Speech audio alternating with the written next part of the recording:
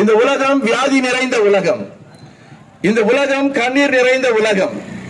இந்த உலகம் துரோகங்கள் நிறைந்த உலகம். இந்த உலகம் எதிரிகளும் ஏமாற்றங்கள் நிறைந்த உலகம். இந்த உலகம் கஷ்டங்களும் நஷ்டங்களும் நிறைந்த உலகம்.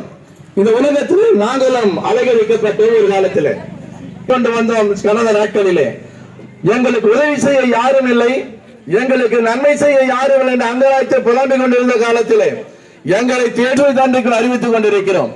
வாழ்க்கையில் நன்மை வேண்டும் என்று விரும்பு அன்பு சகோதரனை சகோதரியே, உன் கண்ணீரை துடைக்க யாரும் இல்லை என்று புலம்பிக் கொண்டிருக்க அன்பு சகோதரனை சகோதரியே, உன் கவலையை விசாரித்து கேட்க ஆறுதலை என்னோடு பேச யாரும் இல்லை என்று அங்கலாய்த்துக் கொண்டிருக்கிற தனிமையிலே அழுது புலம்பிக் கொண்டிருக்க அன்பு சகோதரனை சகோதரியே, செய்வதெல்லாம் நஷ்டமாகி கொண்டிருக்கிறது.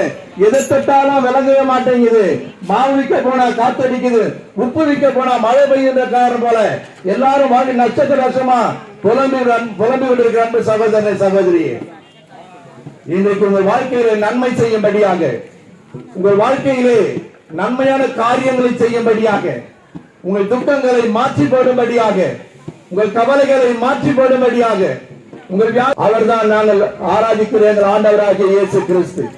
அந்த இயேசு கிறிஸ்து நேற்றும் இன்றும் என்றும் மாறாதவராக இருக்கிறார்.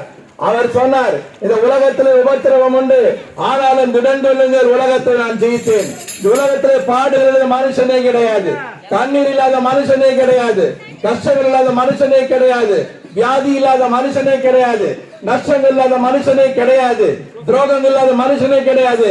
ஆனால் எல்லாவற்றும் ஒரு முடிவு உண்டு. இவ எல்லாவற்றையும் சரி செய்ய ஒருவர் இருக்கிறார், அவர்தான் இயேசு கிறிஸ்து.